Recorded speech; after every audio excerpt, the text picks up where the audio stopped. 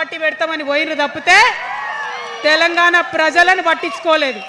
పట్టించుకుని ఉంటే కేంద్రంతో గొడవ పెట్టుకోకుండా ఉంటే ఇవాళ పాలమూరు రంగారెడ్డి పారకపోతుండేనా?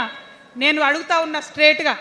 ఇన్ని రోజులు నేను ఎన్ని మాటలు మాట్లాడినా బీఆర్ఎస్ పార్టీ నాయకులు ఒక్కరు కూడా బయటకు వస్తలేరు, సమాధానం చెప్తలేరు. దీనికి మీరు సమాధానం చెప్పకపోతే ప్రజలే మిమ్మల్ని బయటకు లాగి సమాధానం చెప్పేటట్టు చేస్తారని కూడా ఈ సందర్భంగా నేను తెలియజేస్తా ఉన్నా.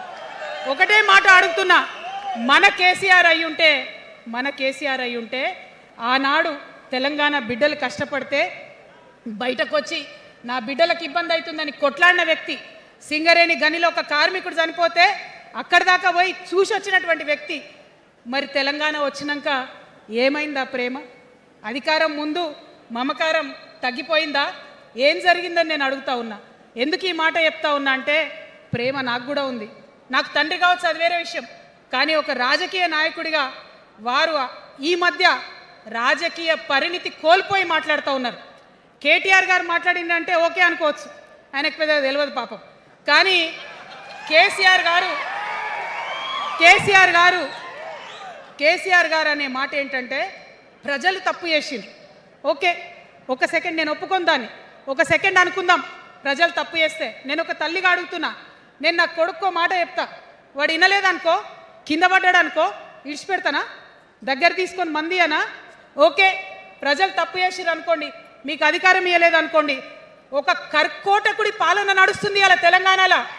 ఇబ్బంది పడుతున్నారు ప్రజలు, గోసపడుతున్నారు, ఏడుస్తున్నారు.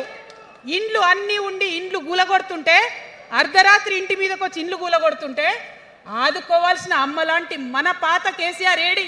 ఎక్కడున్నాడు? ఇది మనం అడగాల్సింది. అందుకోసమే నేను ఈ నిర్ణయం తీసుకున్నది. నన్ను పార్టీలోంచి బయటకేస్తే నేను వెంటనే పార్టీ పెట్టలే. ఆనాడు కూడా చెప్పినా, నేను ఆలోచన చేస్తున్నా, మారతారేమో అని చూసిన, పదే వేచి చూసిన. ఇవాళ నన్ను పార్టీలోకి వెళ్ళి సస్పెండ్ చేసి 10 నెలలైంది. నాకు నిజంగా మంచిగానే అయింది. ఎందుకు తెలుసా? ఆనాడు ఉద్యమకారులను ఇబ్బంది పెడుతుంటే నేను ఇంకా గట్టిగా మాట్లాడలేదు. ఆనాడు మీకు జరిగింది, ఇవాళ నాకు జరిగింది. కొత్త ఏం లేదు. కేసీఆర్ కోసం, టీఆర్ఎస్ పార్టీ కోసం, ఆనాడు తెలంగాణ ఉద్యమం కోసం ఇండ్లు అమ్ముకొని, భూములు అమ్ముకొని, ప్రతి ఊర్లో టీఆర్ఎస్ కండువా వేసుకొని పోరాటం చేసినటువంటి కార్యకర్తలు ఎక్కడున్నారు ఇవాళ? ఒక్క గుళ్ళ మెంబర్ ఇయర్ రాలేదా? ఒక్క గుడి చైర్మన్ ఇయర్ రాలేదా? తెలంగాణను వ్యతిరేకించి ఉద్యమాన్ని తొక్కిపట్టి మన మీద లాఠీలు పెట్టి కొట్టినటువంటి వాళ్ళకి తీసుకొచ్చి ఎమ్మెల్యే సీట్లు ఇచ్చి వాళ్ళ అనుచరులు వచ్చి మిడతల దండలాగా మన కార్యకర్తల మీద పడితే తల్లి కోడి కాపాడుకున్నట్టు పిల్లల్ని కాపాడుకోవాల్సిన మన కేసీఆర్ ఎడబోయింది. వచ్చిందా ఎవరికన్నా పదవులు? ప్రతి సంవత్సరం రాష్ట్రం మొత్తంలో పోస్టులు నింపితే 6,000 పైచీలకు నామినేటెడ్ పోస్టులు వస్తాయి తెలుసా? అంటే 10 ఏళ్ళ 2 ఏళ్ళకోసారి నామినేటెడ్ పోస్టులు వేసినా ఒక 30,000 మందికి దాదాపుగా ఏదో ఒక గౌరవం. ఏం కావాలి మనకు ఉద్యమకారులకు చెప్పండి? ఏం కావాలి? కండువా వేసుకొని పిచ్చోళ్ళ లెక్క తిరిగినందుకు, మన ఇంటోళ్ళని ఇడిచిపెట్టి తిరిగినందుకు ఇంత మర్యాద కావాలి. మా సార్ నన్ను గుర్తుపట్టిండా, మా పార్టీ నన్ను గుర్తుపట్టింది, నాకేదో చిన్న పదవి ఇచ్చిరని చెప్పుకుంటే ఒక మర్యాద ఉంటుంది.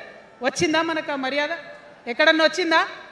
ఆనాడు అవహేళన చేసిర్రు, పార్టీలకు వచ్చి మళ్ళీ అవహేళన చేసిండ్రు. అంటే ఎప్పుడైతే అధికారం వచ్చిందో అప్పుడు అమ్మతనం పోయింది, ఎప్పుడైతే అధికారం వచ్చిందో అప్పుడు మమకారం పోయింది. అందుకే అంటున్నా, ఆయన మన కేసీఆర్ కాదు, మారిన కేసీఆర్, మరబొమ్మ లాంటి కేసీఆర్. కాబట్టే ఇవాళ నేను నిలబడి యుద్ధం చేస్తా ఉన్నా. ఈ గడ్డకు ఈ తెలంగాణ రాష్ట్రానికి ప్రాణాలు అడ్డం పెట్టుకొని మన ప్రజలను కాపాడాల్సినటువంటి వ్యక్తులు కావాలి, అటువంటి సైన్యం కావాలి. సైన్యం అయిదామా? సిద్ధంగా ఉన్నారా? ఎట్లయితే ఉద్యమం అప్పుడు కడుపు కట్టుకొని కాలు కట్టుకొని పనిచేసినామో ఇప్పుడు అట్లా పనిచేయాల్సినటువంటి అవసరం ఉన్నది. ఇవాళ ఒక్క పాలమూరు రంగారెడ్డి కాదు, కాళేశ్వరంలో జరిగినటువంటి అవినీతి. ఒక మాట ఆలోచించాలి. మన కేసీఆర్ అయితే ఏమన్నాడు అప్పుడు ఉద్యమంలో? నా బిడ్డ కానీ నా కొడుకు కానీ తప్పు చేస్తే తీసి పారేస్తా పార్టీలోకి వెళ్ళన్నారు. ఇవాళ నేనేం చేసిందే మీకు తెలియదా? నేనేం చేసిన కాళేశ్వరంలో అవినీతి జరిగిందన్నమాట చెప్పిన. అంటే అవినీతి జరిగిందని చెప్పిన నన్ను బయటేసి అవినీతి చేసిన పందికొక్కుల్ని పక్కన కూర్చోబెట్టుకున్నారు చూడు. అది మన కేసీఆర్ కాదు, అది మన కేసీఆర్ కాదు కాదు. ఆత్మలేని మరబొమ్మ ఇప్పుడున్న కేసీఆర్, మన కేసీఆర్ కాదు. మన కేసీఆర్ అయితే కళ్ళెత్తి చూసే ధైర్యం ఉండకుంటుండే, కాళ్ళు మొక్కేటటువంటి తత్వం ఉంటుండే. ఇవాళ అది మన కేసీఆర్ కాదు. కాబట్టే ఎదురుగా నిలబడి కొట్లాడుతా నాతో కలిసి వస్తారా? సిద్ధమేనా? ఇవాళ బీఆర్ఎస్ పార్టీ చేస్తున్నటువంటి అనేక తప్పులు, అనేక అంశాలు ఉన్నాయి. ఒకటి కాదు, రెండు కాదు. ఇది ప్రారంభం మాత్రమే. మొదలు పెట్టినాం, జస్ట్ ఇల్లలికినాం. In front there is crocodiles festival. తర్వాత చాలా చెప్పేది ఉంది, అప్పుడు చెప్దాం. ఇప్పుడు ఏం జరుగుతుంది ఈ రాష్ట్రంలో? ఒక కర్కోటకుడు ఆయన పరిపాలన జరుగుతుంది. బాధ అనిపిస్తుంది ఒక పొలిటికల్ లీడర్ని కర్కోటకుడు అనాలంటే. కానీ అనక తప్పని పరిస్థితి.